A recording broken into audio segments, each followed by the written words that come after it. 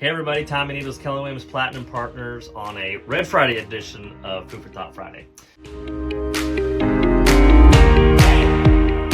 Today we're talking humidifiers. What I've noticed is that the humidity inside the house has been low. The hardwood floors are starting to shrink up a little bit. There's some trim that the caulking is cracking out, and so I just wasn't feeling I was getting the full humidity that I'm used to.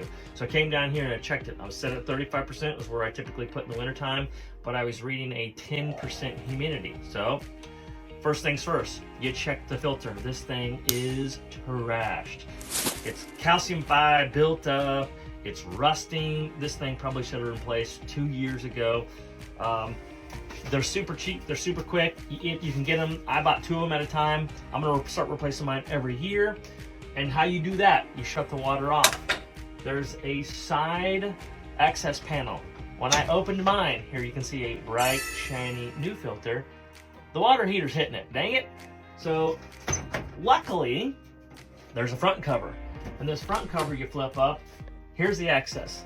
Here's the tray that then allows the water to come from the solenoid down, go through the filter, into the system, keep everything nice and humidified the way you want it, right? Here's the thing. I had it set at the right percentage, still wasn't getting the right humidity. Well, my second problem was my solenoid valve.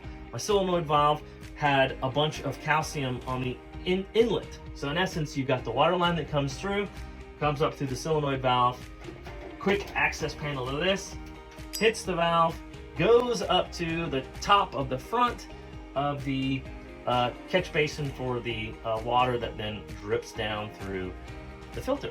Simple enough.